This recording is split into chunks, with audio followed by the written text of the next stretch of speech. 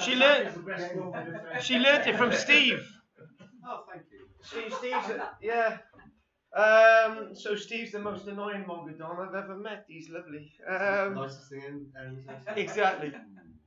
So I've thought now that all of you who have not come up with a lecture title need to let me know in the break who they are, and next week I want what they want us to cover. So it seems that we've been doing quite a good link of lectures recently. Alexander the Great, the Mycenaeans, and now we've got the Assyrians. We're looking at their script and so on. And next week we go on to something completely different: carved stone heads from around the world, and then Roman mining in Wales, and then we've got after that we've got bigger people, and mummified people. After that, generally, Steve, about Egypt, Llanmaes Roman Villa and Bagaden Roman Villa in Gloucestershire. The archaeology of pirates. So that'll be really good. I've got to dress up as a pirate. So that's what we've got so far. So Assyrian archivists. I really struggled on this one, and the reason why I really struggled was because the information wasn't exactly easy to come by. And this is a nice article from December the 11th, 2012. And on that site, you find in a big jar a load of, let's not call them manuscripts, but a load of documents in clay that tell us a great deal about Assyrian civilization. And where we're talking about Assyrian civilization directly takes us back to last week when we did the Mycenaeans. The Assyrians from roughly 1,250 years BC. So the text goes, Bronze Age Assyrian city in Iraq, as we would call it, Kurdistan in the north of Iraq, have unearthed a cache of almost 100 cuneiform tablets. Now, this is in effect a library of tablets found. And the wonderful thing about these is they're not sort of on papyrus, they're not on wood, they're not on vellum, so they do survive. They are relatively indestructible unless you come across ISIS, who destroyed tens of thousands of these things, which had not been even looked at. And lots of these cuneiform tablets have also made out of Syria and Iraq due to this silly war, and they've been gone into private collections. So the team discovered the archive under the remains of a large public building that had been deliberately destroyed in antiquity, most likely during an attack dating to around 1,250 years BC, that make these documents, we'll call them documents. I know that's not the right term, but we'll call them documents. That makes these documents some of the oldest bits of a library in the world, really. So we got civilization being described at various different levels over 3,000 years ago. We think the tablets were originally stored in the building, and that they remained in their original position after the structure was destroyed.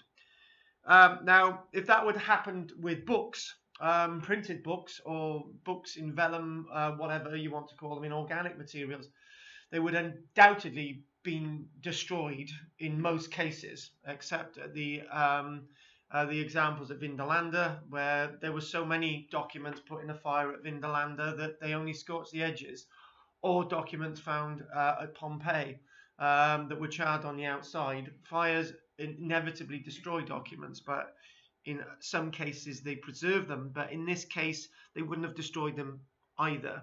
They must have been protected. They could have protected them somewhere else, so there must have been some importance behind keeping the archive there. So the building and the archive was important. Most of the tablets are badly worn. and have not yet been deciphered. Most of this stuff from antiquity hasn't been deciphered. In fact, most of our stuff from this modern age hasn't been deciphered. You know, I was sitting yesterday and not yesterday. I was sitting down on Tuesday, and I had this little plan that I copied about 25 years ago from the Glamorgan archive. Forgot it, and there was this little mention on this plan, and it directly linked with this barrow, and which we were trying to find, and it was like one of those moments that we put the two together.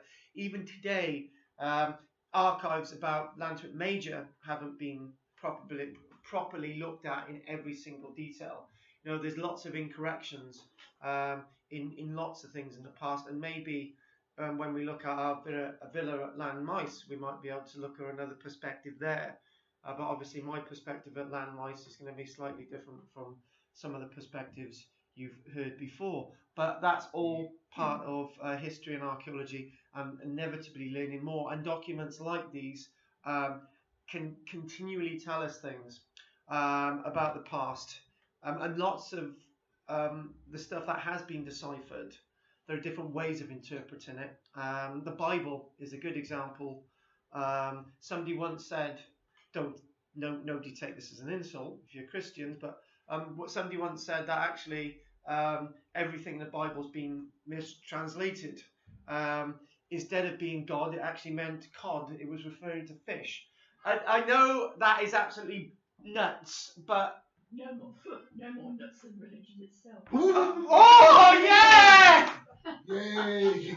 But anyway, the point. Who said you could be at this level now? It takes a few weeks. Gillian hasn't even got there.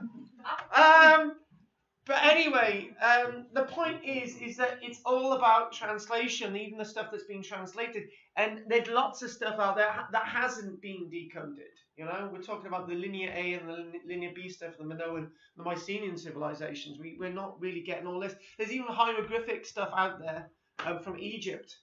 You know, there are one or two cartouches with names in there, and we're looking and thinking, what? We don't really get that. So, you know, and you look in your local environment as well about place names. We don't really understand some of them. I visit, there's a place that we went yesterday, and we keep going, called the Bendricks in Barry. You know, we were so, the Barry stuff is so intense, you know, that we're just, it's going to take us years to just even get anywhere in Barry with the stuff we're looking at. And in Barry as well, on the office wall, we're going to have a huge map of Barry with all the sites on. So this is why I'm saying to you guys, there's things that, you know, you can do to possibly get this stuff looked at a little bit more. And it's all looking at this stuff, and it's back to this as well. Most of the tablets being badly worn and not yet been deciphered, but one fragment that has been translated mentions the temple of Gula, Mesopotamian goddess of healing, a hint that the building may have been that deity's sanctuary. And I think the wonderful thing is that you find documents from the past that tell us about events and fit those events in context. And the context is very, very important when you're looking at history and archaeology. If we don't get through all these slides today, wouldn't surprise me considering there's about 40 of them.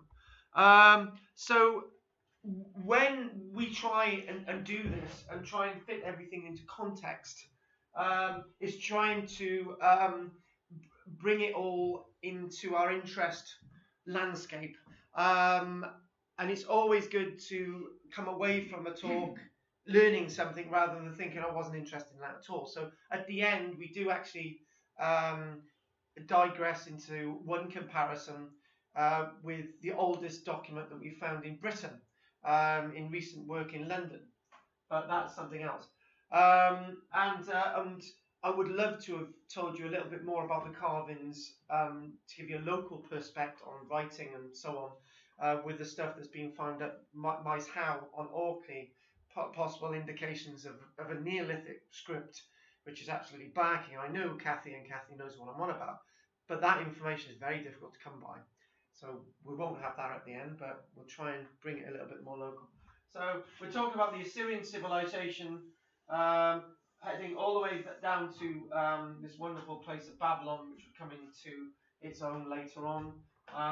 Nineveh and the Assyrian world, and this entire delta, this entire landscape is basically the key to civilization in that part of the world. And it's very rare to actually look at this very interesting part of the world. And I'm glad we've got the Assyrians to do it today. And again, tying in the Assyrians with what we were doing last week with the Mycenaeans, they're actually contemporary. And it's very interesting that I'm doing so many different topics since January. And I'm looking at the topics that we've done, and I'm thinking we're not even touching the surface, really. There's massive areas that nobody even thought of doing. Ancient tomb of biblical prophet discovered in Iraq contain engravings describing brutal Assyrian ruler. And there it is. I've chosen to grab articles from the internet on this one because it's probably the best way of doing it. The Assyrian stuff I was looking at was just on another level, and I didn't even want to start looking at it. In other words, another level that none of it made any sense. Going into a little bit later into the Assyrian world, 2,700 years ago, someone carved a message to the ancient king Esarhaddon in a tunnel under a tomb. The message remained sealed away, unseen and undocumented by archaeologists until the 80s and the 90s. And we know how easy it is for things to go undocumented and unstudied if you're looking at Bath and finding mosaics in a sewer that nobody's ever seen before. In present day Mosul, Iraq, archaeologists have been exploring and documenting tombs from the kingdom of Nineveh. Looters with a suspected affiliation with ISIS had dug a tunnel under the supposed tomb of the biblical prophet Jonah. Archaeologists took advantage of the uncovered tunnel and explored, found, photographed and translated the writing on the walls and stone objects. I'm sure that would have really annoyed the leadership of ISIS to say that they actually helped archaeologists. Wonderful.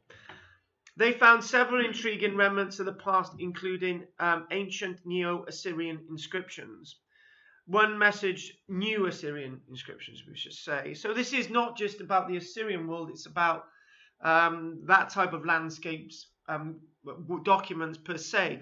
One message translates to the palace of Esarhaddon, strong king, king of the world, king of Assyria, governor of Babylon, king of Sumer and Achand, king of the kings of Lower Egypt, Upper Egypt and Kush.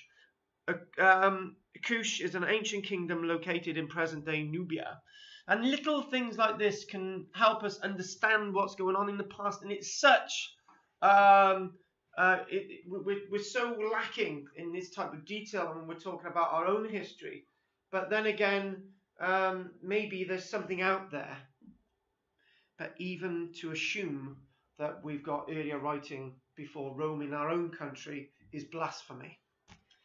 Archaeologists discovered these inscriptions and more between 1987 and 1992. But because of political conflict in the region, they weren't able to complete and publish their work until December of 2017. Luckily, archaeologists were able to uncover some of the ancient history before the site was too damaged to explore. ISIS had blown up parts of the shrine containing Jonah's reputed tomb in 2014 before Iraqi troops came in and liberated the site. Jonah, known as Yunus in the Quran, is a religious figure in Abrahamic religion, most famous Islamic religion, Abrahamic religions, most famous for the story of being swallowed by a giant fish, as we all know, being told about that at school, or possibly a whale. Job done. The text says that he preached in the city of Nineveh, which was the capital of the ancient Assyrian Empire.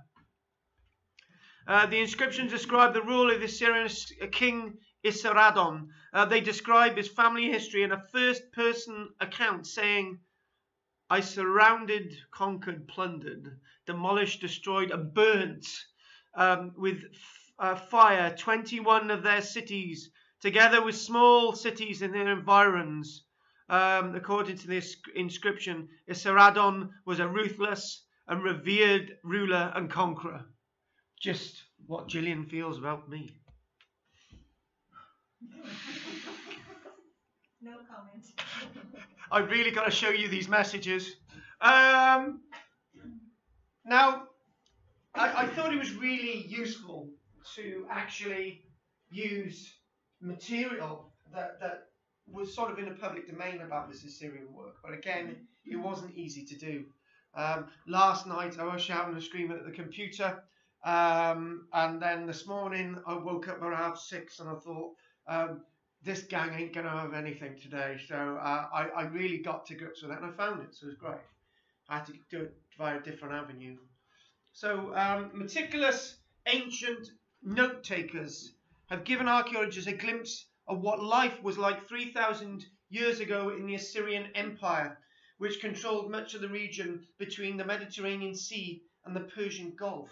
And alas and sadly, I've not mentioned this civilization probably at all, really. And it goes to show what's actually out there.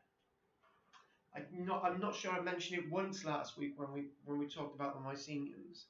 Talked about worlds in the east, but that's all. Clay tablets inscribed with cuneiform and ancient script, once common in the Middle East, were unearthed in the summer of 2009 in an ancient palace in present-day southeastern Turkey. So this isn't the domain of just Syria and Iraq. Palace scribes jotted down seemingly mundane state affairs on the tablets during the late Iron Age, which lasted from roughly the 800s until the mid 600s. So this is later on. But these everyday details now in the early stages of decoding may open up some of the inner workings of the Assyrian government and the people who toiled in the empire, experts say. Did we not last week look at the tiers of government that we were able to understand from documents, earthenware tablets, documents, which had been found at Pylos, telling us a lot about the Mycenaean world, which we didn't know about before, i.e. People were very much respected within society, or the upper echelons, lower echelons, but they all worked together in different tiers of government in the Mycenaean world. We've just been finding that information. Tells us a lot more about ancient Greece that we didn't know. In the Assyrian world, we're learning a lot more about documents, from the documents, about their world as well. So all this stuff is really, really new and really, really fresh, and there's so much more we can learn from archaeology. Why go out digging holes in the ground all the time when you've got this wonderful material in our own museums around the world? Not just in places like Iraq, but in our own museums, in the National Museum of Wales and so on. So there's so much material we can actually glean information about the past. You're really getting at the nitty-gritty of the management of the empire through these kinds of records. And this is really, really important. So you're talking about nice little records like this. And one thing that we don't really look at in archaeology is actually writing too much. And with our own landscape, we're talking about carved stones which tell us stories from the Roman period onwards, in the Stones Museum at Margam, and some stones that will be removed to St. Fagans. Look at these here, Assyrian tablets, some of the carvings. We do still have some of these carvings left from Iraq and Syria. Most of them were destroyed, but some were saved. So it's having to decode all this, trying to find some kind of similarities in the form of the figures here, and that's how we're starting to decode and understand them. One of the greatest decoding documents was the Rosetta Stone by Champollion in 1922. I think that's right. And we really start to decode things there.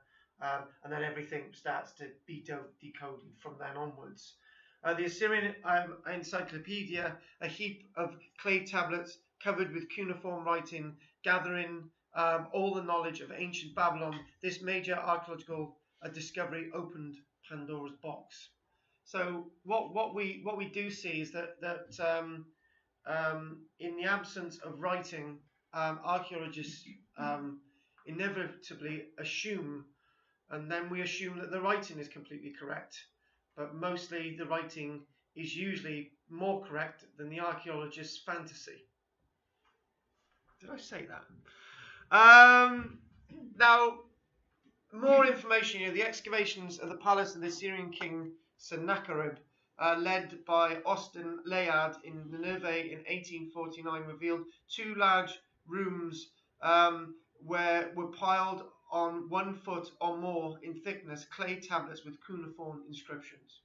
So we've known about this material for quite some time. It's there. It is there to be read.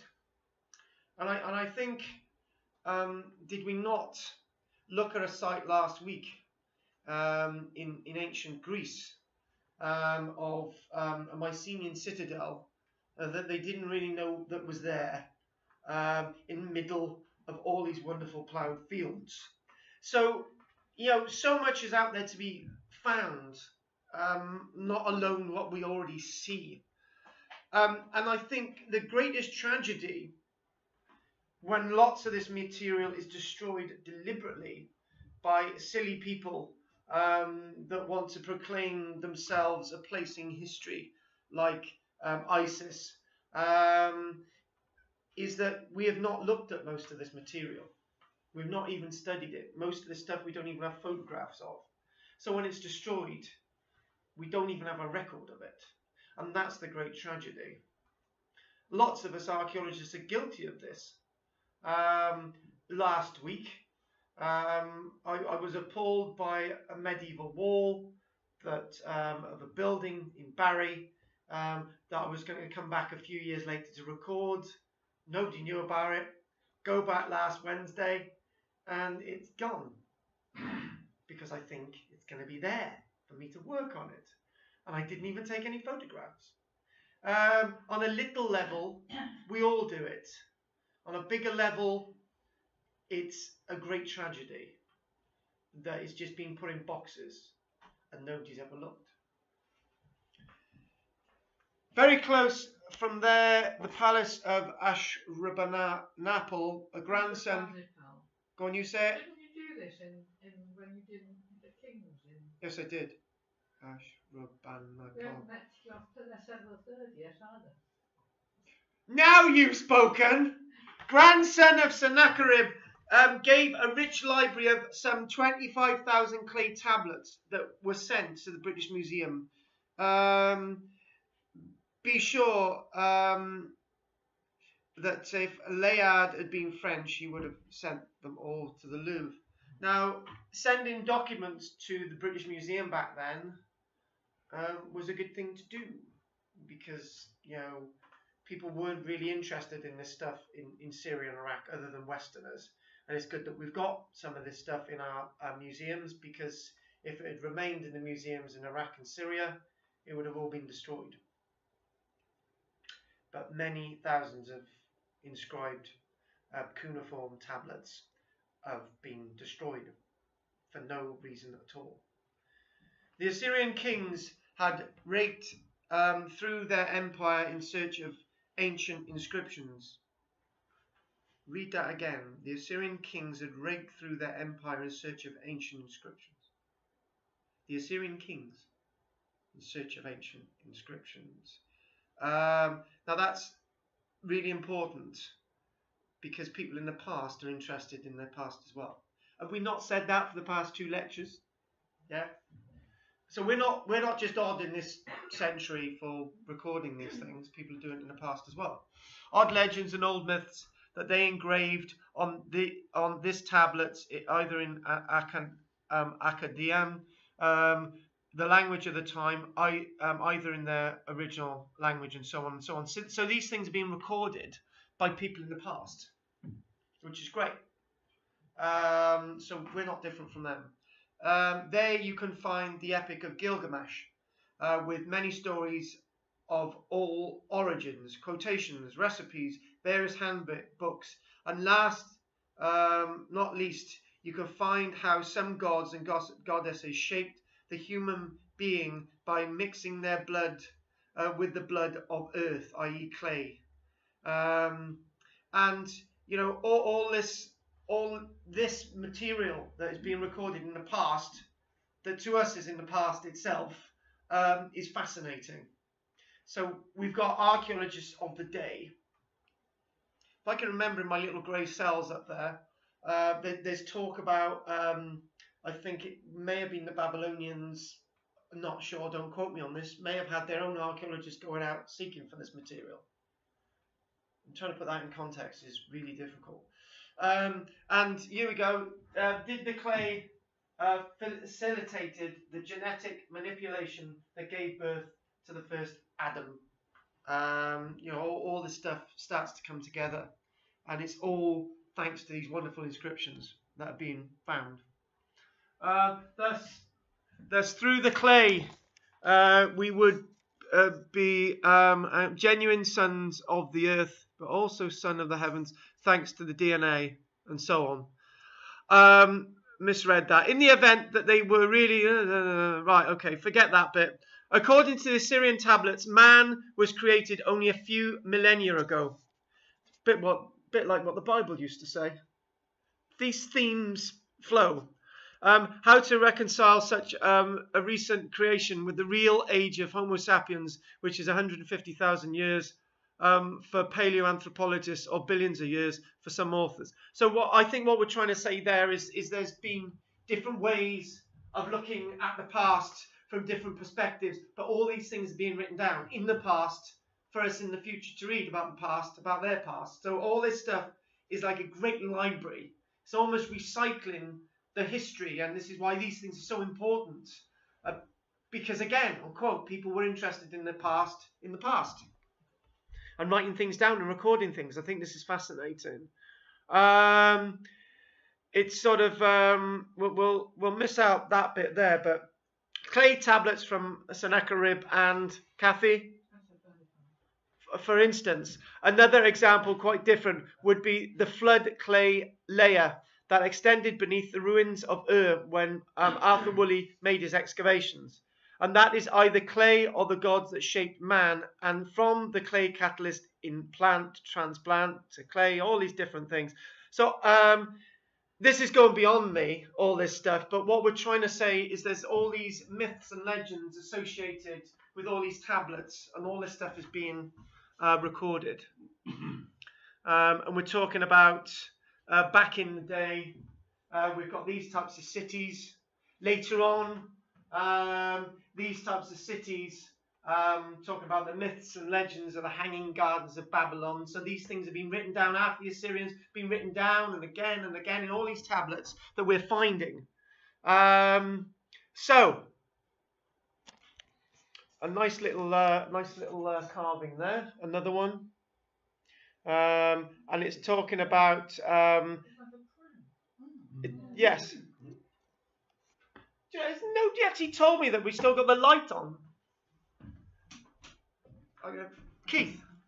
Is it a workman or is it? A train. Fascinating, isn't it? The caption says underneath, to think that there are generations that blindly revere this book. The book, remember that Biblos means book in ancient Greek, without ever really having raised the question of its origins. I think the book we're talking about is the Bible. You could have said that yourself. Without ever really having submitted it to the necessary checks. So what it's saying is these things are being written down and are being repeated, and mistakes are being made, and then we've got other books in history, Bible, that all these mistakes are going into it. And to think that there still are Christians to believe every single word of the original book, beyond the shadow of doubt. So some of these stories, this is linked directly with this. Lots of the Assyrian stuff, that some of these myths and legends go all the way back. And are being recorded in this new book, the Bible, and this stuff isn't being checked, and it's going into our history. Because all these things are being written down. And I don't know if that's a pram up there. It looks interesting, doesn't it? So here we go. Here's another wonderful article here. So moving on from all that, and what we'll do, 11:16, go on for a little bit longer, we'll have a little break. A detail from an Assyrian tablet from about 700 years BC, okay, bearing the 45 mystery names written in cuneiform script, which have now been deciphered at Cambridge University. A detail from an Assyrian clay tablet bearing the 45 mystery names written in cuneiform script, which have now been deciphered. That's copied, isn't it? Archaeologists discovered evidence from a previous unknown ancient language buried in the ruins of a Middle Eastern palace. The discovery is important because it may help reveal the ethnic and cultural origins of some of history's first barbarians, mountain tribes, which had in previous millennia preyed on the world's first great civilizations, the cultures of early Mesopotamia in what is now Iraq. Evidence of the long-lost language, probably spoken by a hitherto unknown people from Zagros Mountains of western Iran, was found by Cambridge University and deciphered an ancient clay writing tablet unearthed by an international archaeological team excavating an Assyrian imperial governor's palace in southeastern Turkey. So again, more information on mysteries within the landscape. And the tablet revealed the names of 60 women, probably prisoners of war, of victims of an Assyrian forced population transfer program. So details like that and movements of people in the past. He realized that 45 of the names bore no resemblance to any of the thousands of ancient Middle Eastern names already known to scholars. So we're learning names about people in the past that we didn't know existed. So when things are written down, it helps us understand who these people are by name in the past. And I think that's really important. When we find the bones of people in the archaeology, we don't know what they were called. We don't know how they were called. But understanding these experiences through the Assyrian tablets helps us understand a bit more. It goes on to say, because ancient Middle Eastern names are normally composites made up in full or abbreviated form of ordinary words in the relevant local lexicon, the unique nature of the tablet's 45 mystery names is seen by scholars of evidence of a previous unknown language. So we can understand what languages were like in the past by these tablets. The K tablet text originally formed part of the palace's archive. Again, another archive. The 60 women, including the 45 with evidence of the previous unattested language, were almost certainly being deployed by the palace authorities for some economical purpose, potentially female-associated craft activity like weaving.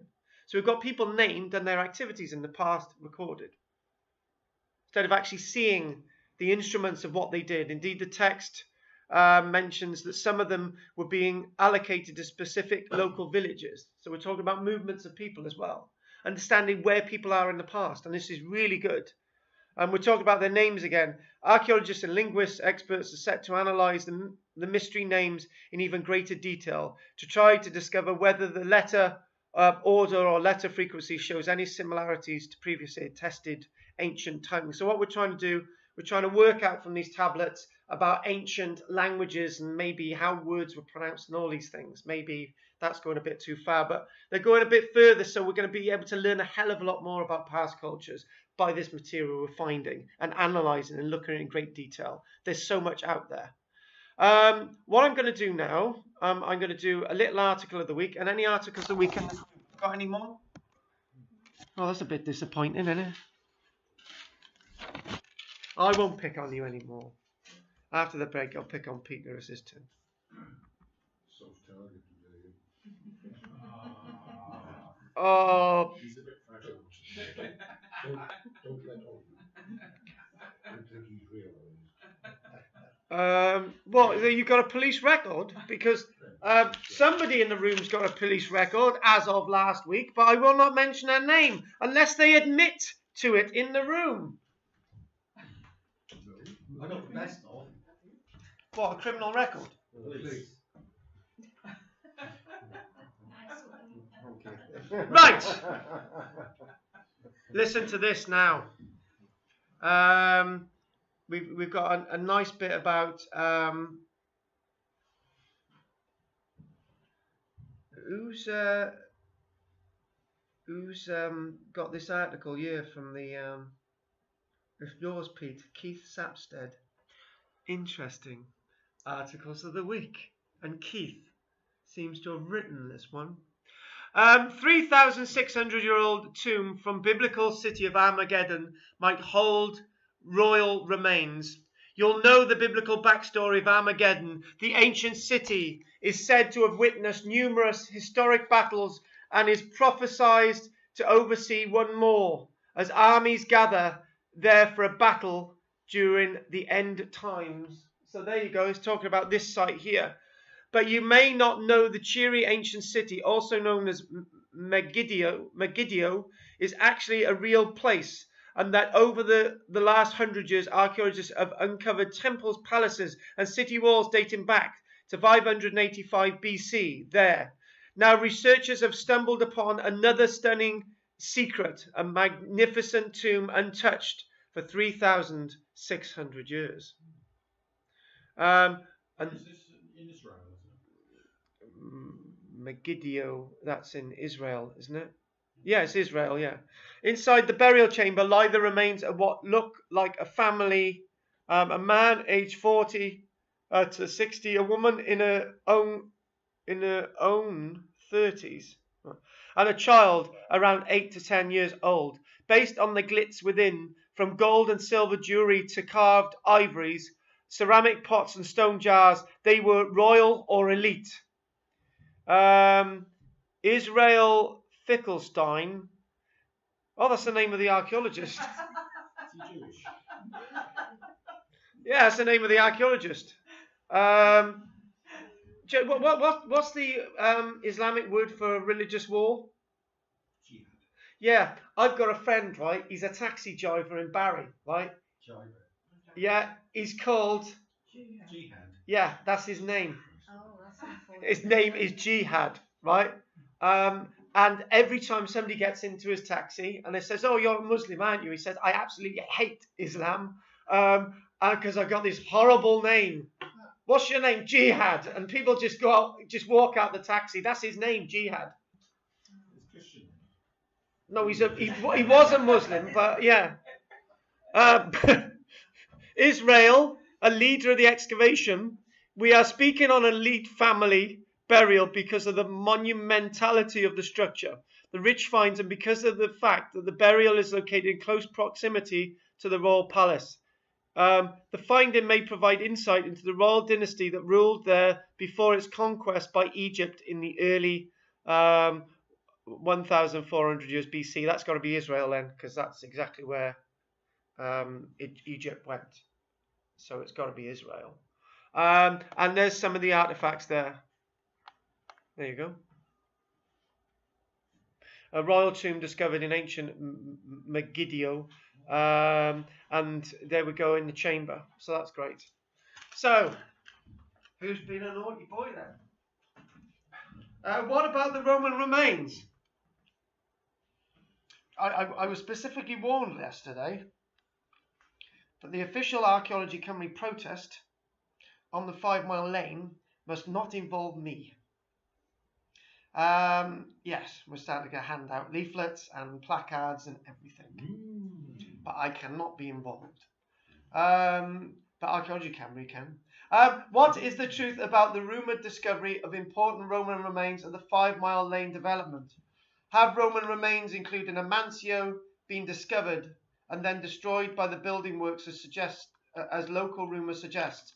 Can anyone in the authority explain what has happened, what the plans are to protect anything found, and what consultations have gone on with Wales archaeological organisations? A certain unknown Keith Capstead, Boverton.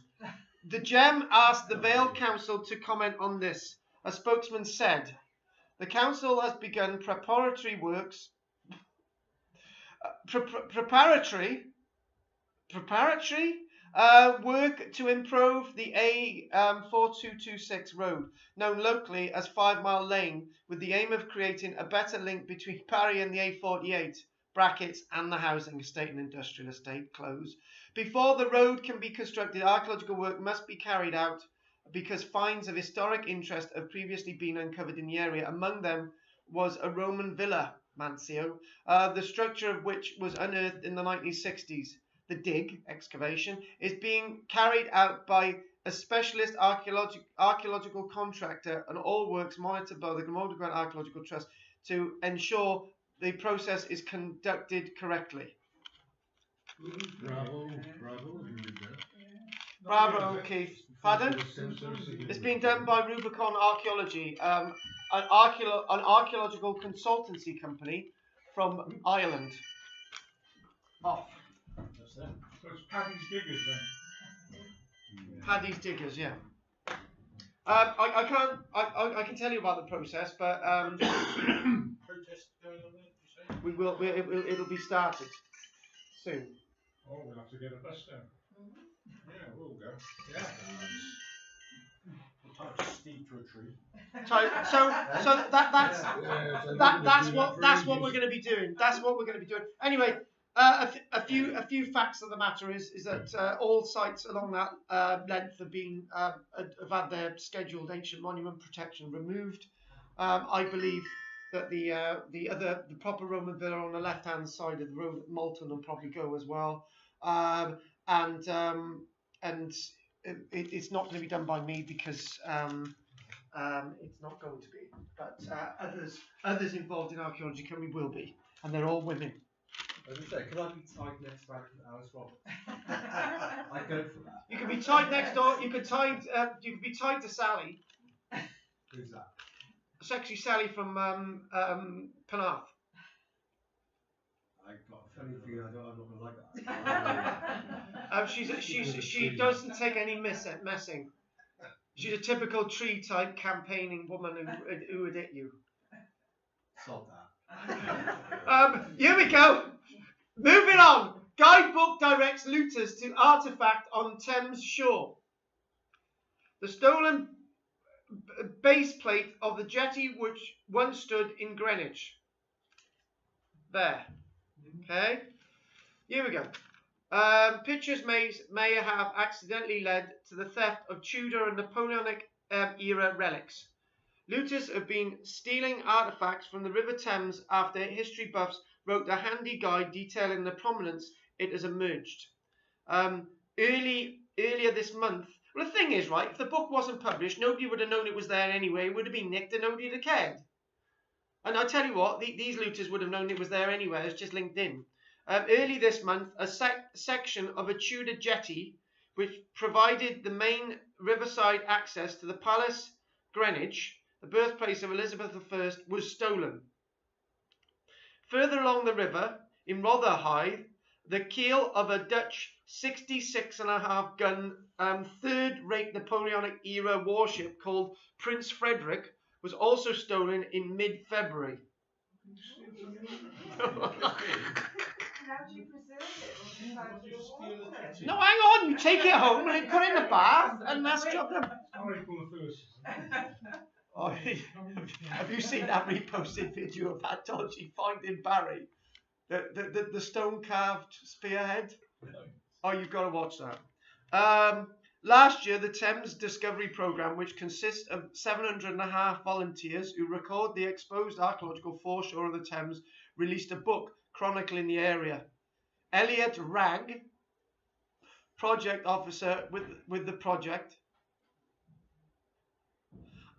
suspects that the pictures used in the book might have unintentionally advertised some of these things.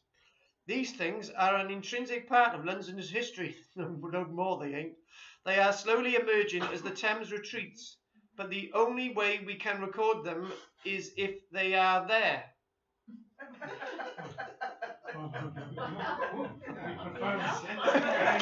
Who actually handed this in? Yeah, it had to be you, didn't it? Mr. Rang believes the individual behind the theft was a person. Shut up! Remember that find a few weeks ago? Remember that theft a few weeks ago? They described in Canterbury. They knew it was 2 people. They knew they used the van. They knew the time. They knew who it was, but they can't arrest them. So I'll carry on. Mr. Ragg believes the individual behind the thefts is doing so for their own personal pleasure. Yeah, and it's one person moving a whole keel. Can you imagine going down the main high street of London with a keel? I have no idea why someone would want to steal this. It boggles my mind. The only thing to bring this in for entertainment value or what? The only thing I can think of is a private collector is sourcing their things for his or her collection. You imagine a full keel of a ship in their living room. But it would... What, a keel? Yeah, it's a solid bit of metal. Well, Salvage value. it would be oak, surely, the keel. Anyway. I'm sure his missus would come in. Why is there all these bloody worms pouring out of it on the floor? But it would very selfish. That's why it would very selfish. Who wrote this? You? Right, start again. It would be very selfish if they are, as it would be depriving people of an important part of our own heritage. Oh God. When? Oh, Gillian, I'm sure you didn't write it. I don't know. It's not going well, is it? When the, No, what was it, Jill? Sorry? What paper was it? It was a telegram. Really? I will say that. It's already it wasn't a gem, was it? When the tide is out, the Thames transforms into the longest open-air archaeological site in London, rich in history and heritage. In 2013, the foreshore was listed by Historic England as a scheduled ancient monument, with the aim to protect the landing stage for the Greenwich Palace. This decision was based on previous work. The actual jetty lies just outside the scheduled area. So in other words, to protect it, they left her outside the area. That's good, that is. It's like a CADU thing. The actual jetty lies just outside the scheduled area as it wasn't visible. But didn't they schedule it because they want... Oh, I can't handle this. Its full extent has only become known. Now it has eroded away and disappeared. No one is allowed to mudlark in an area that is scheduled ancient monument. I have no idea why someone would want to steal this. It boggles my mind. Its website points out much of the Thames shore is freely accessible and sites are often unprotected. I've got to be honest with you, Gillian, right? That's got to be an interesting article, to say the least. On that note, let's take a break. Don't clap all at once. Paul.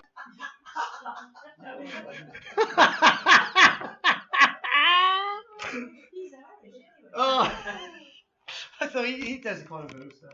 Right, obviously it was obvious to me that this is one of those subjects that is really in depth, and I would ask, has anyone come up with an answer to my question? What was your question? Could there be anything else that we could learn from these cuneiform tablets? Fills in missing gaps. It fills in missing gaps. I think the point is, it fills in missing gaps, but it fills in missing gaps that we can't fill anyway. Okay, whether what we're reading is fact or fiction, we can't fill it in with anything else. So it's better to have fiction than it is to have nothing at all. But when it starts talking about aliens, then we need to go on to a different chapter. So. Well, I think the most interesting thing to come out of older documents like this is the fact that ideas in the Bible or through Islam, for example, about women having to be veiled, it was all a load of crap. And people were doing it 3,500 years ago. Oh my God! Do you know what? This is just a class of blasphemy. Why don't we just go on? None of these ideas were new. They were all copied from somebody else. Yeah. And all the earlier stuff they Yeah. were all Yeah. This is all. Changed slightly or whatever. This is all really true. That's all right. And at the beginning, we mentioned. I said about these. Okay, I started off with it, and I got a little bit more information about these now. So we'll do this, Lynn. I'm thinking deeply about you.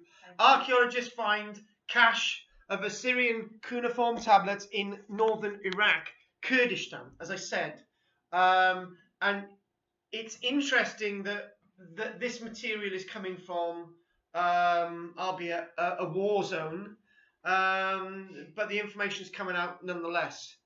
I'm not going out there.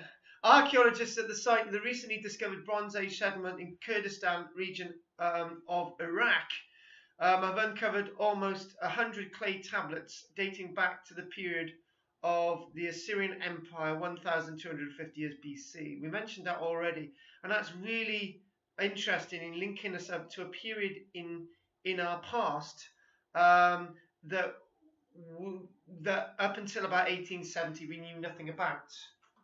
And I think that there will be in the future new waves of archaeological research. And what I mean by that is that every few generations there's an aim to learn something new in the archaeological world. And what I mean by that, before, say, the 1970s, there was a great push to learn about our early origins. And before that, in, say, the Victorian period, people are really into their prehistoric sites. And then after the Victorian period, until about the 1920s, 30s, they're really into the Roman sites. And it's these different aspects of interest are differently transferred into what people want to learn about in different areas. So, you know, in Britain, it's a really muddled what we want to do with our archaeology in Britain.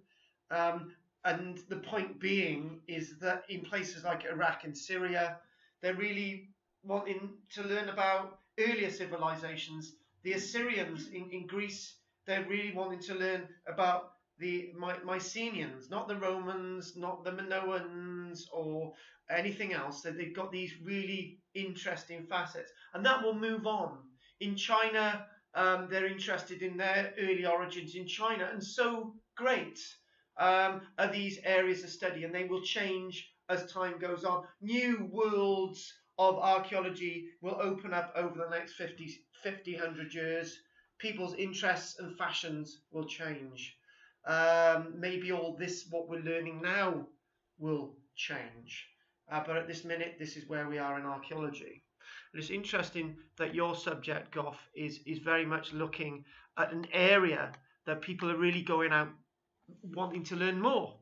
You know, the cache of clay tablets was found at the archaeological site of the ancient city of Rashet or Bashket, which was discovered in 2013. Again, new archaeological sites being found. Did we not find a new archaeological site in Iraq when we were looking at Alexander the Great? And we found a new archaeological site last week when we were looking at the Mycenaeans. This is no such exception. And when we do subjects like this, it helps us learn about new sites.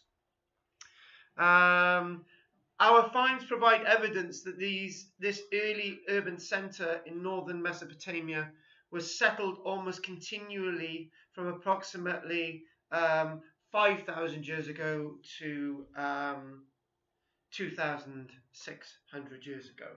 Okay, so we've got continuous settlements. Again, we look towards places like Mesopotamia to understand where our own civilization evolves from.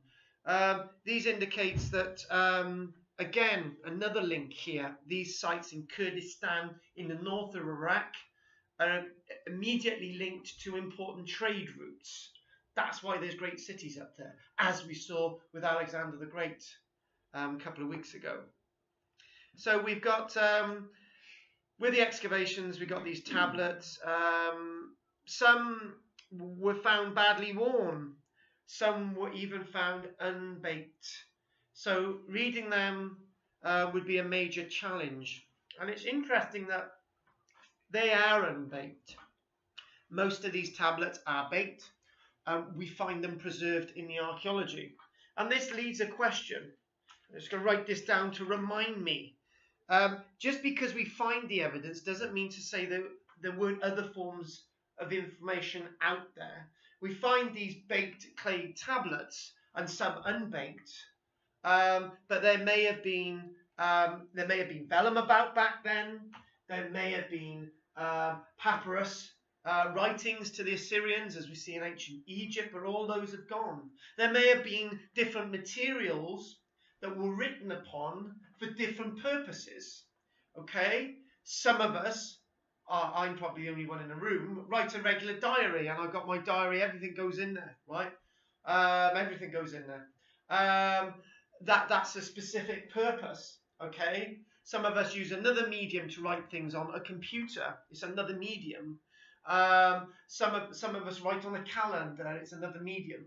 So all these other things are probably like the past was. The only stuff that has survived from the past, official documents, is these wonderful clay tablets, telling us so much. A bit more. Now, the valuable records had been deposited in a ceramic pot, which was presumably used for clay tablet storage. Now that's interesting, isn't it? Because we usually see a storage pot to store food or liquid, don't we? That's always the assumption. But in the past, ceramic, earthenware, jars were used for other things. An archaeologist, for example, finds a vessel on an archaeological site, may find that its principal use is to store cremated remains. How do we know those vessels that we found on a Roman site didn't in fact store important documents? Interesting, all this. The vessel was discovered inside this room that we mentioned, this temple, maybe.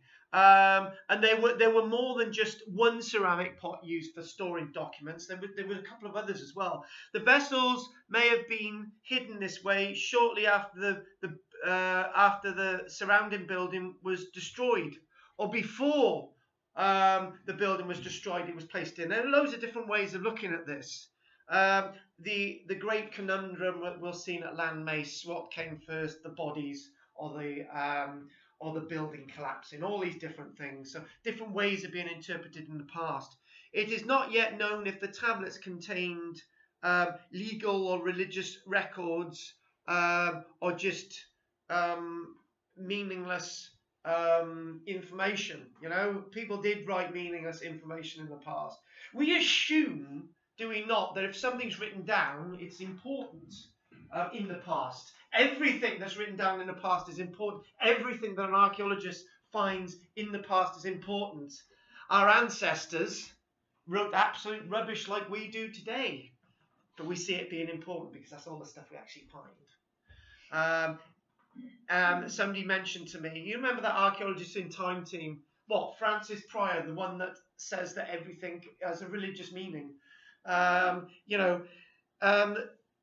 In the past, they were similar to us in what they did, in how they looked at things. One or two of the documents has been deciphered, as we know. And it's interesting, I'm calling documents, back to what I said at the start. Deciphered one small fragment of a clay tablet, just one of the 90. It mentions the temple, the goddess Gula that we've mentioned. I hope the text will yield a wide variety of details about the history, society, and the culture of this little researched area of northern Mesopotamia. And this tells us about, might tell us about the walls, that little bit of muddled area of the lecture about women being involved and moving around and stuff. And it puts flesh on the bones, and it also puts muscle on the bones as well. I like that analogy. Right, here we go. Now this next bit is about the Assyrian world, and it's appropriate that throughout the whole thing it mentions these wonderful tablets. So we'll do that next. So it's a really good piece. Now it says that in a tribute. Really, this is a tribute to the sites that did exist up until about 5 years ago. What we do see is that the great city of Nineveh, along with a number of other great cities in Iraq and Syria, were completely destroyed. And 2, 3, 4, 5, 6,000 years of history gone forever for an organisation that just existed 5 years. That's what really makes me angry. It makes me angry that a civilization that lasted 5 years can wipe out 3, 4, 5,000 years of civilization. Don't go down the avenue that they weren't a civilization and all the rest of it. Lots of cultures and civilizations we call civilizations were not civilized. But that's the point I'm trying to make. But all this material, some stuff that we has survived in museums like the Louvre. And in museums, the British Museum and the Smithsonian in America and so on. All these museums actually preserve some information. We started finding these civilizations about 170 years ago. It says the words, lots of these cities were stripped of their treasures. Now, it was probably a good idea. The excavations arguably paved the way for ISIS to smash what remains.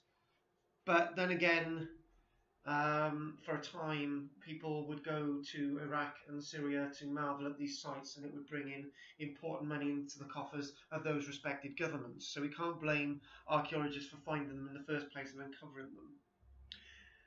In 1872, in a back room of the British Museum, a man called George Smith spent the darkening days of November bent over a clay baked tablet, broken. It was one of thousands of fragments from recent excavations back in 1872 and previous in northern Iraq, and was covered in the intricate cuneiform script that had been used across ancient Mesopotamia and deciphered in Smith's own lifetime. So the decipherment of the past is so important in getting rid of those fantasies about the past. Some of the tablets set out the day-to-day business of accountants and administrators. It tells us about a broken chariot wheel, a shipment of wine that was delayed, the prices of cedar wood and bitumen. So we can't know about shipments of wine being delayed unless we've got the records. Other records record the triumphs of Assyrian kings, or the omens that were the divinations of the priests that they could see in the entrails of sacrificed sheep. In all that we can find the pottery and the bones, but we can't really work out what's going on. I've been involved in archaeology for many years, and you can say so much about the past that is wrong. But you can hope that some of this tells us something about the past. Smith's tablet, though, also told other stories.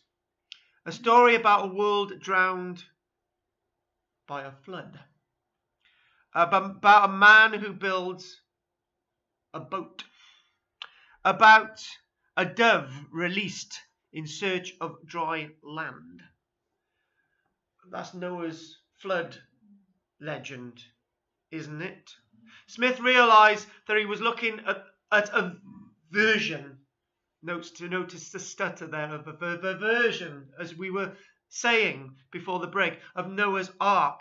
But the book was not Genesis, it was Gilgamesh, an epic poem that had been inscribed into damp clay in about 1,800 years BC, before the Minoans. And somebody asked me the question about the Minoans and the Mycenaean world. What came before them? Something must have. And this is talking about peoples before the Minoan world, but in a different part of the world. Roughly 1,000 years before the composition of the Hebrew Bible, this had been written down. Even the Smith's Tablet, which had been dated to some point in about 600 BC, was far older than the earliest manuscripts of Genesis. So copied from somewhere else, and a copy of something from 1,800 years BC, and that's copied from something else, and this is then copied again by the Hebrew writers of the Old Testament. Everything changes and is mutated. A month or so later, on the 3rd of December, Smith read out his translation of the tablet to the Society of Biblical Archaeology in London. Should have been burnt at the stake. The Prime Minister, William Gladstone, was among those who came to listen. It was the first time an audience had heard the Epic of Gilgamesh for more than 2,000 years from this. Taken out of the ground by archaeologists and given to Smith in 1872 to transcribe. This has survived. But if it hadn't survived, we would not know much more. Moving on. Well, what was the reaction of all the biblical scholars? Smith's reading caused a sensation. There were some who seized the poem with pious satisfaction. Answer to your question. Taking it to corroborate the essential truth of the Bible, which you believe in, Margaret. But there were others who found it more troubling, like Gillian. Oh, God, she's trouble all throughout the week. As the New York Times put it, in a front page article the following day, the flood tablet had exposed various traditions of deluge apart from the biblical one, which is perhaps legendary like the rest. How dare you, Margaret? Coming less than 15 years after Darwin's On the Origin of Species, the Epic of Gilgamesh fell to many like another great crack in the edifice of Victorian Christianity. How dare you, Kathy? The story of how the flood tablet emerged from the mud of northern Iraq begins in a place called Korhujik, one of the archaeological sites now being mined, or was being mined by ISIS. We had a Barry class yesterday evening. We have two in Barry, one in the evening, one in the day, Tuesday, and one on Wednesday.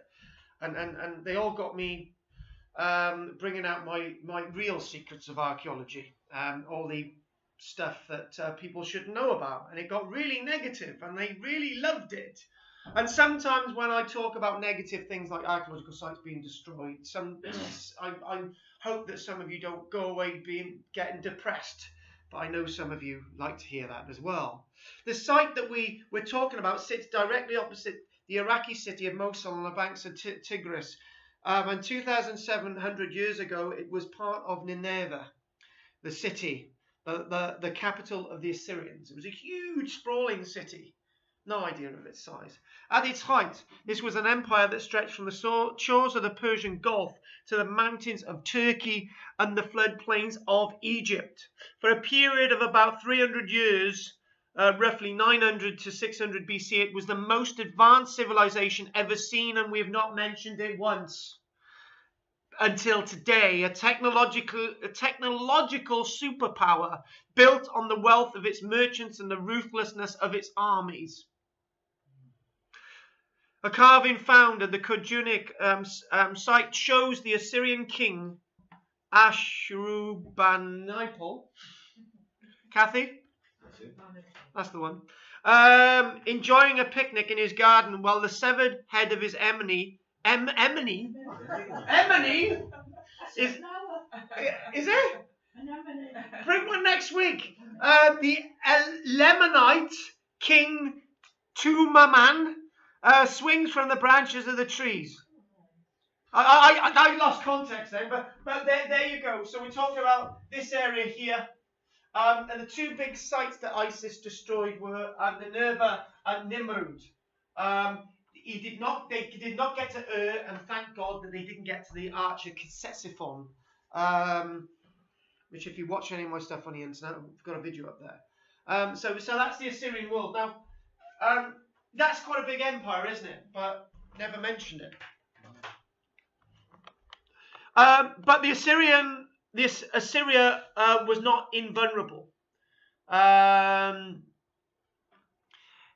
In 612, Nineveh was sacked in a rebellion led by the Babylonians towards the south, the great city of Babylonia.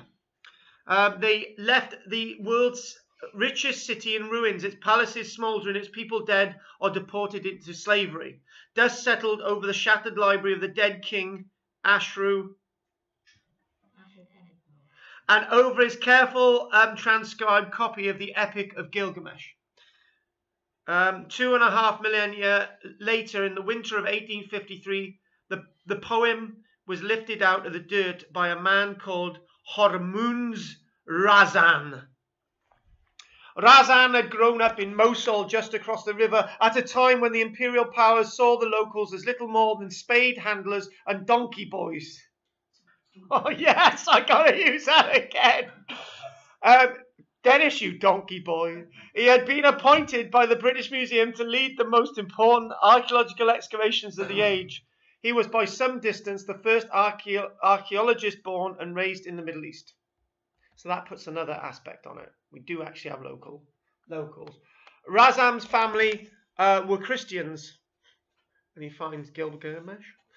Descendants of the ancient Assyrians, Christians, the Chaldean Christians, descendants of the ancient Assyrians, who had converted to Christianity by about 300 years AD and had remained ethnically distinct from the rest of the populations in Iraq. Yes, Chaldean Christians. This is the same community that has, in the past year, they basically had hellish things were happening to them. Some of them were put into slavery by ISIS. Lots of the men were murdered. Children, whatever happened.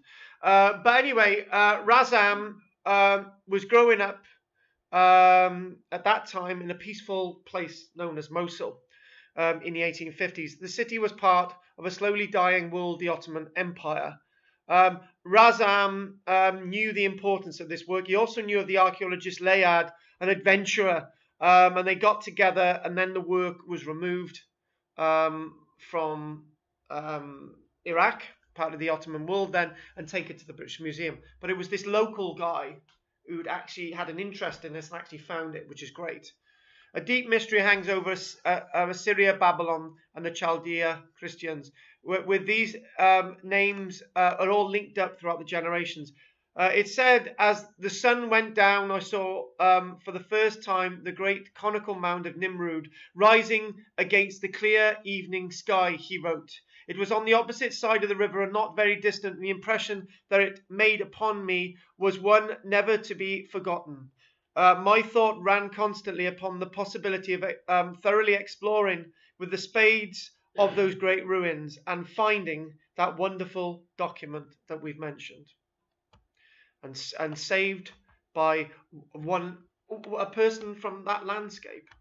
Here we go. It's a little bit of a plan a bit.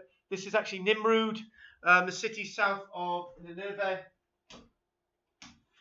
Just take that one. Mosul, south of Mosul. Talks about Nimrud. This is south of Mosul, a big citadel. Nimrud covers 1.3 square miles. Prominent citadel, mounds within city walls. Main administrative and religious buildings include the enormous palaces, the Assyrian Kings and temples. Temples to various gods of war and so on, and a god of writing. Quite ironic, isn't it? The palace of Ashurnipal, also known as the Northwest Palace, was first excavated by Layard in the 1850s, extended the excavations in the 1950s and 60s by Max Molowan, the husband of the unknown writer Agatha Christie. She was married to an archaeologist. And it's said of Agatha Christie that the older she wrote, the older she became, the more interested her husband was in her. Well, did anybody see the photos in the museum gallery Yes. that they had? I mean, the poor woman looked exactly like her dad with these great big jowls. Even when she was a little girl, she did. Oh. Well, obviously, she got more interesting. Yeah. Well, more knowledgeable. Hope for us all. It's hope for us all then. So her grandson lives just up the road, we did. On the first, and it's talking about the various sort of exploits about the excavation, and obviously slightly running out of time now. And it's there you go. One of the excavations at Nimrud. These have all been destroyed now. I believe one of them was taken to the British Museum. The winged bull floated down the Tigris, and down to the Tigris, and float it on a raft of wooden planks and inflated goat skins. Put that in your pipe and smoke it. So this is a site being excavated in the 1850s, and this local individual Rassam found this wonderful document. They obviously, as they jointly brought Assyria back from oblivion, Layard and Rassam forged a friendship, and they're talking about the excavations there and the importance of their work. This is, I think, that's the archaeologist Layard, and there you go, the horrible sight of somebody from ISIS doing what he was doing to the statue, and that can't be recovered. It goes beyond words, and it just talks about the long story about the work there, and it's talking about the crates containing the library of Ashurbanipal arrived in London around the time that the young George Smith was leaving school. Like Rassam, Smith was not a natural member of the Victorian establishment. Born into a working class family, he was an apprenticeship to a firm of banknote engravers at the age of 14. So the boy was a fine draftsman, so that's really important in archaeology. This is Smith. But by the time he started work, his imagination had already been caught by the swashbuckling adventures of Layard, the archaeologist, and by the antiquities that were arriving from Nimrud in Nineveh in London. So people were encapsulated. And one of the things he was being encapsulated by was, here we go, Smith was hanging around the British Museum in his lunch hour, peering at the cuneiform tablets that had come from the palaces of the Assyrian Kings. And this leading to being able to translate this work.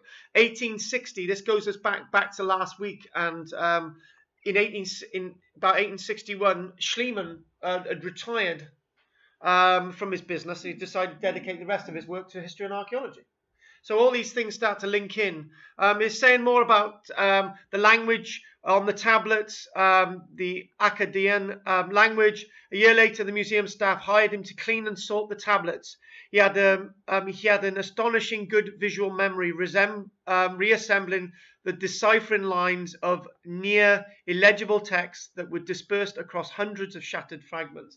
So these fragments are just, lots of the ones that they find today are completely intact. The ones that he was finding were in bits, you know.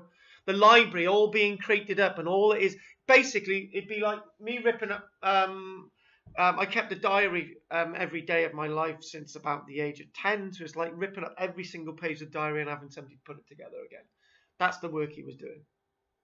You know, thousands and thousands of fragments. It was not long before Smith, who had never attended a university and never left Britain, was making major discoveries in the history of literature of the Assyrian Empire and literature of our world.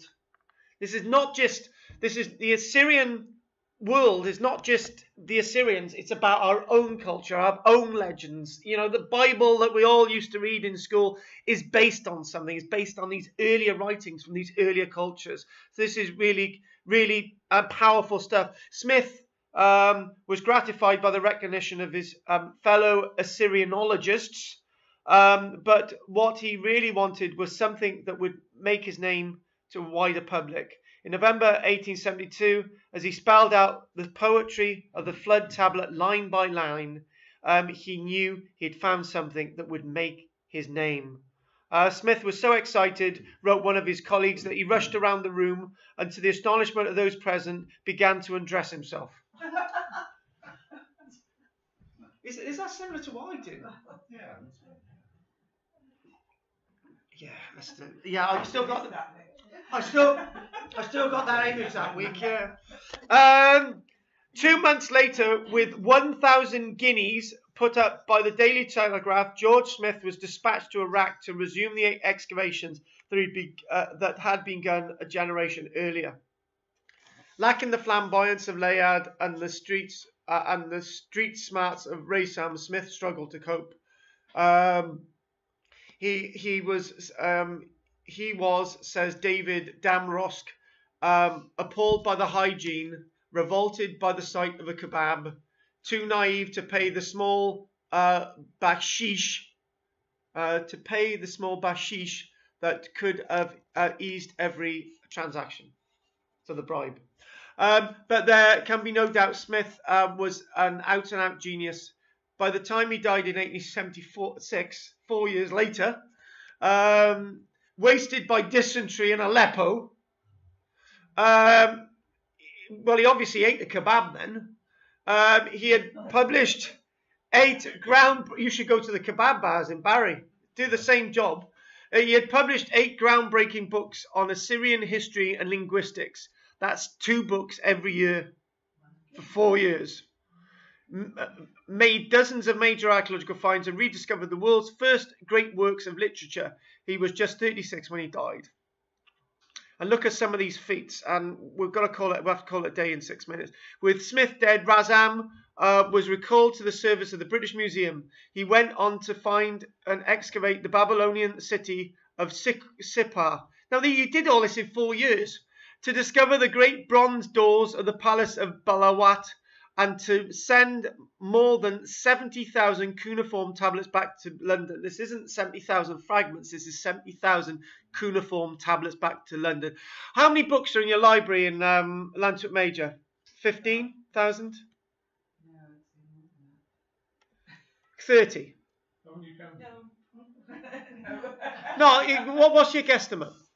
20? No, I don't know actually, because there's less now than there were because they've changed the. Okay, so what we are talking about is a library about that size, full of cuneiform tablets, but this is 70,000. Would they all fit? Tablets about that size? Yeah.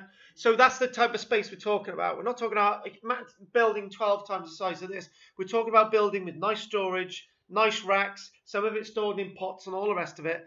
And this is the library of the age. So these were discoveries that should have made him famous. But by the time he's dead in 1876. Oh, Rassam. Oh, God, hang on, I made a mistake there. I read it wrong. Sorry. With Smith dead, sorry, Rassam is making these discoveries. Sorry, the next one's the 70,000. Move on. These were discoveries that should have made him famous, but by the time of Rassam's final expedition in the 1880s, Hormuz Rassam was being erased from the record. Well, absolutely, he wasn't a white Brit, was he? No, he wasn't. No. So, do you know, that last paragraph I hadn't read, right, up until this moment, that last paragraph, but I'm actually quite astonished by that, what I've just read there. And it's basically a certain guy by the name of Sir Rawlinson, at the time of Rassam's excavations in Nineveh, now claimed the discovery of the palace. So an English guy got the credit where Rassam didn't, and that's a thing throughout history. It is. And I tell you what, I'm going to get excited about this, even though I haven't read this last stuff. It's interesting that if he had been given the credit, then there would probably been a lot more respect later on for Iraqi history. You know, we had this guy who discovered this stuff, not you Westerners. Rassam, Sir Rawlinson wrote that Rassam was just a digger who had overseen the work. Even more insulting was the insinuation made by one of the British Museum's curators that Rassam had profited from the illicit antiquities trade that had grown up around the excavations in Iraq, and British archaeologists didn't. Rassam, who had been so impressed by the manners of the Victorian elite, and who had given his entire career to the service of the British Empire, was treated to a generous serving of snobbery, racism and contempt.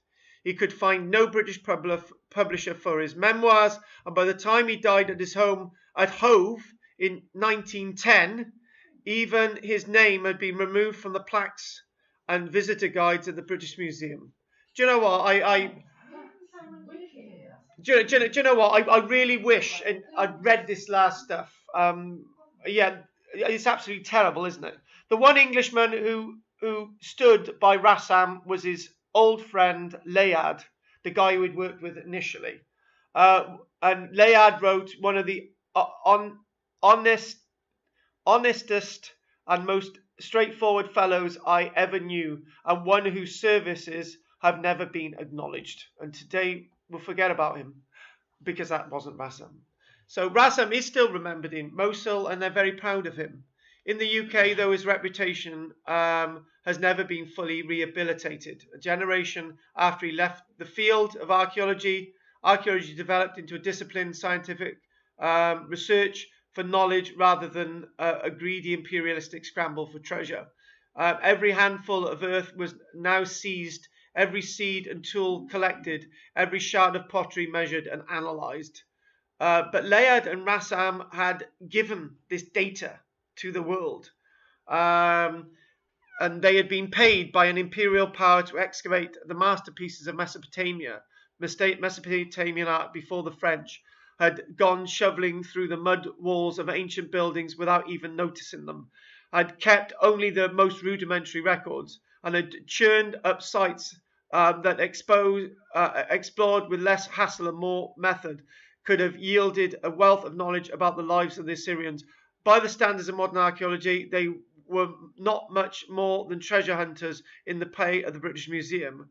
That's a bit of a confusing paragraph, that, I think. But I think, obviously, Rassam and Layard are giving this information to the museum, and they're being studied. And all these epics are helping us understand what's going on. We've got to call this a day now, except for this one last thing, okay? If we hadn't brought this stuff out of Iraq, and it would have all been destroyed. This last bit here, Britain's oldest writing found buried near London Tube Station. So this is talking about writing in this country, our oldest stuff.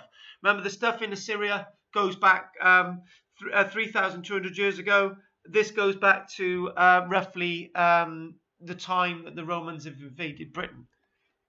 There you go. There's the tablet. I'll close it for Lynn. It says that the message is, it says that in the tablet, better smarten up if you want to go ahead in business. That's advice from the earliest writing ever discovered in the UK. So again, it reads, better smarten up if you want to get ahead in business. No, it's in Welsh. It's in Latin. The message is part of a haul of 405 writing tablets unearthed in the heart of London, meters from the Bank Underground Station. They date from as early as AD 43, the year the Romans started the conquest of Britain. The tablets reveal a rich cache of information about early Londoners, who all sung, "Wouldn't it be good to be a Londoner?" Contain the first ever written reference to the city and hint at Britain's very first school. It's exceptional, really wonderful that they're finding these things, and these were being found in 2006. Looking at things in the past is usually a bit like glaring into a fog, and we can't really see beyond. With documents like this, the fog clears away a bit. It's like coming to one of my lectures. Written by Romans. Written by good old Romans, you know. You know, coming down here, horse and pig next week, like, you know. There you go. There it is. what's happened is it would have been it's a pub that you don't get drunk in. You're not talking about Virginia. But basically, what it is, it's a clay, it's a beeswax tablet, or there might be a coat of clay or whatever, and you write in it and you sweep over it, and you can write again. But what's happened? The information was etched too deep and was etched into the wood underneath. Okay. Before the Romans invaded, there you go. We got that discovered from the archaeological sites due to all the work. An important cache of these wooden scraps, which are being found, which are very similar to the tablets being found in Vinderland, and now being found in London, telling you about London. And the important thing about this is that, again, new discoveries are being made all the time.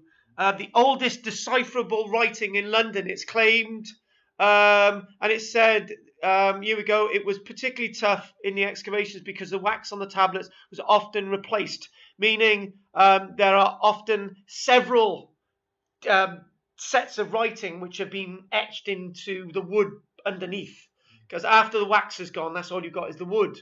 But the wax would be reset, and if you etch in deep enough, that's exactly what they're recorded. He took pictures of the tablets illuminated from 4 directions and superimposed the images to get sharper resolutions, being able to read it. This is, oh God, we'll do this quickly. Come on. What one of the texts said, I ask you by bread and salt that you send as soon as possible the 26 denarii in Victorati and the 10 denarii of Paterio. Another one says, the Classicus, prefect of the 6th cohort of Nervae. Another one writes, in London to Mogotius. Another one writes, because they are boasting through the whole market that you have lent them money, therefore I ask you in your own interest to not appear shabby. You will not thus favour your own affairs. And those are what basically some of the inscriptions are about. Just this last one. In the consulship of Nero, Claudius, Caesar, Augustus, Germanicus, name of Emperor Nero, for the 2nd time, and of Lucius Calpurnius Piso, on the 6th day before the Ides of January, I, Tibulus, the freedman of Venustus, have written and say that I owe Gratus, the freedman of Spurius, 105 denarii, the price of the merchandise which has been sold and delivered. This money I am due to repay him or the person whom the matter will concern. And whatever that was, we'll never know. So, well, what we're going to do, we're going to call it a day now. I'll just show you another one, quick one up there. Lynn's eyes are going to fall out. And I was just going to quickly show you a Viking carving from Maes Howe. That's basically the dragon at Maes Howe, a carving at the burial chamber. Right, any questions? Worn out. Have you all enjoyed that today, Peter? Observation again. Yeah. Those are the tablets that were found 40 foot deep in London. Yes. Yes. I still think it's a hell of a way down. It is. It is. It's a hell of a way down to hide your records, isn't it? It is. These are Syrians. Why did they bury it near a tube station as well? So we can find it later. And the other, it could have been a fire risk, couldn't it? It could have, caused a fire with the fiction of the tube going back and forth. They didn't think about it. Right, Keith. Do we know in these Assyrian tablets who's actually writing them? Dave, Fred, and Ethel. Is it just a high class or something like that? No, there would have. The problem is, the answer is we don't know. We do know, we don't know. There might be a tablet that one day actually gives you the answer to that question. I am a scribe and I live in the village, and my mum and dad are whatever. It could be. It's obviously literate people that are trained to be scribes. Like people would be in a typeset for old offices in London. The typeset. It's probably a group of people that were trained to do that, who understood, the language and the etiquette of the day. Interesting though, they've got a goddess of writing. So Yes. I thought writing was quite Yeah. important. Important. Exactly. Any other questions? Okay, if we've got no more questions, let's check you all out. Anyone want to come on Tuesday? Dennis is going. Let me know as you go out the door. Margaret, if you want to hang on a little bit, I'll go in the box from the car as I heckle everybody out the door. Thank you very much. I'm glad you enjoyed it, and I'll see you all next week. No, I can't make it. Oh, that's terrible. I want you to have a look at this and tell me what you think it is. That looks like a jellyfish. That's in Carboniferous limestone. It could also be a crinoid, actually. I need to see it. Well, it's big, it's heavy. Well, bring it in! Bring your blooming handbag. I need to physically touch it and see it, as I say with all the women. Where did you find it? In the garden. Oh, gracious. Yeah. Keith, take that.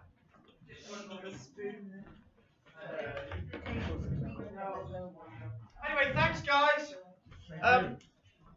Get that shabby bag out of here. Bye, Carl. I will see you soon. And I did receive a message from the Emery, so it's okay. It's all fine. Yeah, I know that. You've been out there, have you? Anyway, Garth, I will see you soon, my lovely.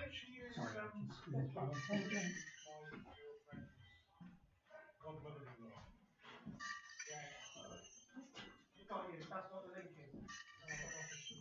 Very melodic, isn't it? Yeah. It must have changed. Yeah.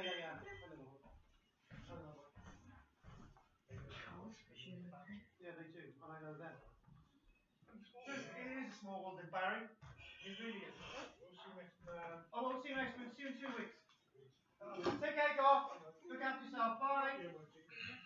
I've got it booked in. It's not yet. I think it's Steve. May, early May. Steve May the left 2nd. early It today. should be fine. Yeah. He It's going well. played Just got. I gave it a clean a week ago. It was spotless. speeches, a ringtone on the phone of Adolf Hitler's speeches. What? Goff went bonkers because his mother's I do. I cleaned it a week ago. I'll clean it don't again in a few mention days. the war. Anyway, see you soon, Garth. Take care. Bye. Bye. I mean, it was horrific as a ringtone. Yeah, Yes, go on. it is. I couldn't agree more, actually. It's Cannon Street. You can get it. Cannon Street. Cannon Street. You go to Cannon Hill Art Space. It was Steve's cousin or some sort. Okay, I'll just get my top on. Could something like that exist, even? What? Getting drunk and stumbling over? No, remember when Steve played that? You got a funny ringtone. My mind went back to Steve playing that bloody Adolf thing, and Goff went bonkers. Remember?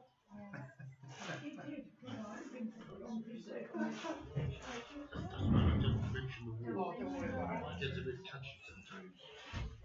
Okay. Cheerio, everybody. See you Bye. next week. Cheerio. See you next week. Cheers, Dennis. See you next week. I'll speak to you in a minute. Love you. Bye. Bye. Keith, Assyrians. I'll see you soon. I don't let the bed bugs bite. I was trying to think of Okay? which place in Iraq it was where Sarah Cross. Yeah. tons of stuff was destroyed. It was a letter. I got so You excited. mentioned a letter. That's where it was. Take care. Bye. All those Bye. statues and everything. It's just, you can't believe it. Right. Have you got the details, Dennis? So it's Cannon. Yes, Cannon Street. Cannon Hill Art Space. Yes. So shall I bring my rock and my Yes. boulder? If you can bring it. I will. I need to touch it. I need to feel it. Okay. I need to be there in the You moment. can't get no garden. Oh, goodness. Yeah. But somebody has brought it and put it there. So I don't think it's, Yeah. you know. Yeah. But Yeah, I'll have a look. this was quite interesting, I Have thought. a good old look. I will inspect. Well, I thought. Right, Margaret, if you can hang on a little bit, five minutes or so, I'll get that sorted. Right. So, Good show. he's having his spliff now. Yeah, man. Jokes don't work. Fix. They never work on me. Good. I'm not a great fan either, I must confess. See you next week. Possibly. I haven't made my mind up yet. Oh, right. Oh. Yeah, but if I come every week, that's 20 quid a month. I want a basic pension. Oh. You can come alternately. You can come alternately. Well, where's that gone? Oh, you work it out. It's over there. I'll try to. Where did it go? On one of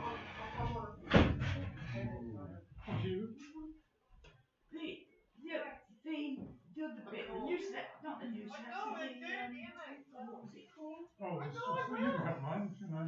No, sorry, it just The one that said byways. Yeah, that's byways, that's it. No, it just the table. Oh, right, can you get it? Yeah. Oh, that's right. Three townhouses. It didn't look very interesting. Inspiring's good.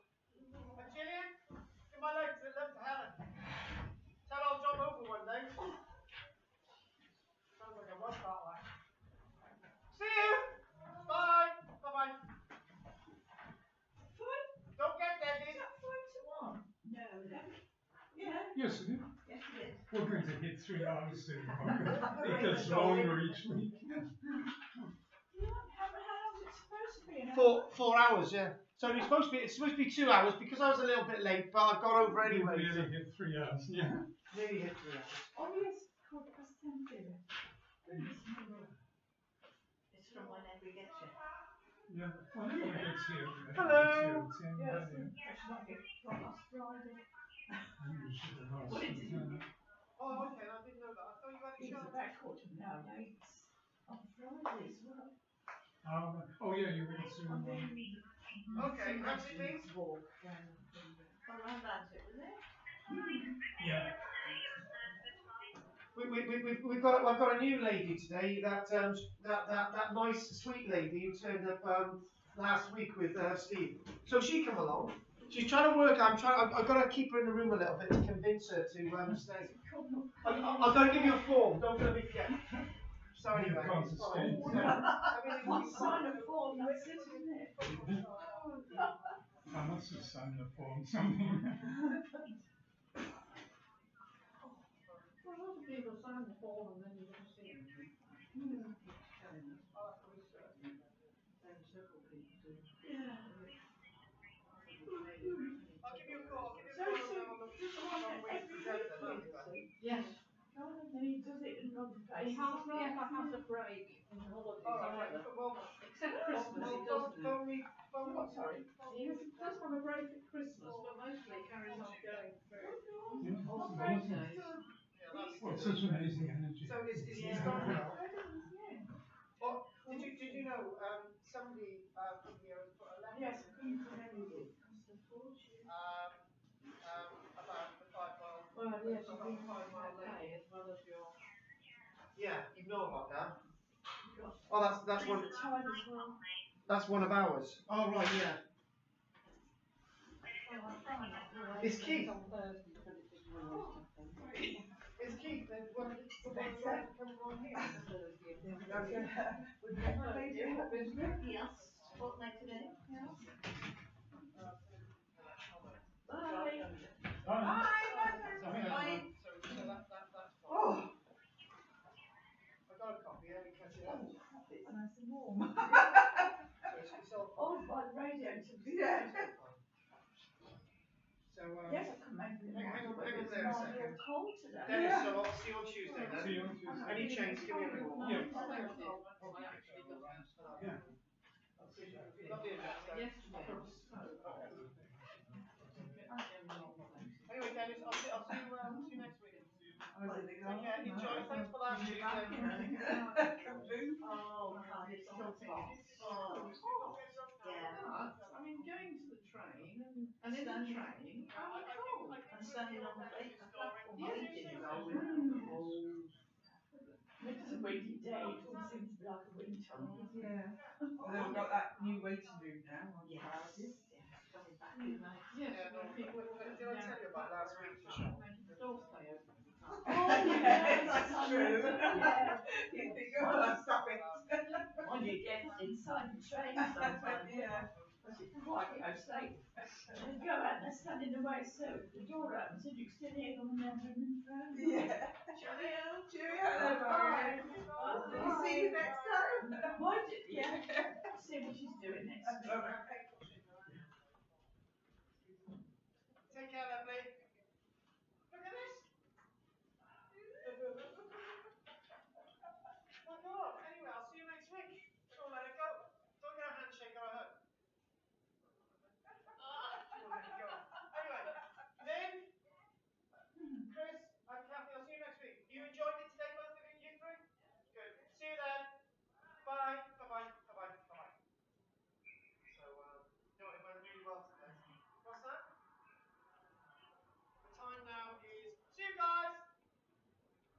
time now is 12:57. So it's all good. Everybody's more or less departed. So I'm gonna have a quick. So yeah, no, it's been fine. It's been a busy one. I've gone over to collect the newsletters for Barry. They've all had the newsletters, so they enjoyed the newsletters. So give me a ring before 2 then, yeah? Are you still? You're going back now, are you?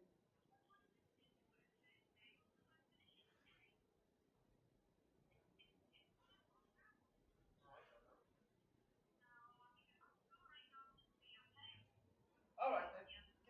Give me a ring after 3 then.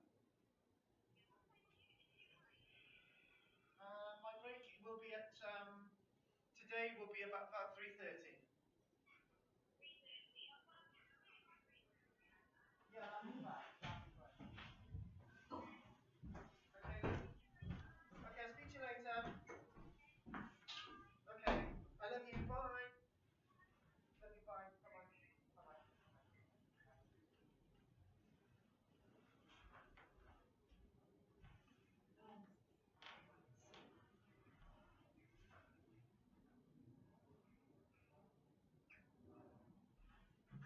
Right. Oh, I was going to say. First time I've been in this Right. place. When you come here, right, I've banged my head on this a number of times. Yes. I lived in a boat for 2 years and You haven't banged your head on there, have you? I hit the beams. Gotta get that After out. 2 years I'm still Yeah, hitting it. I've done that. You wait there. Okay.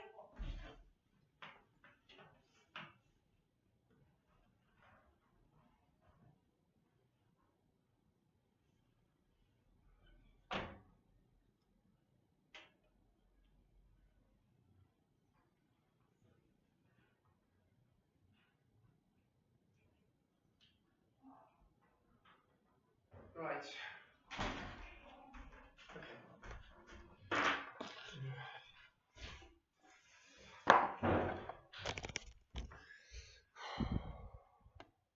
Completely over today. This has been a long one.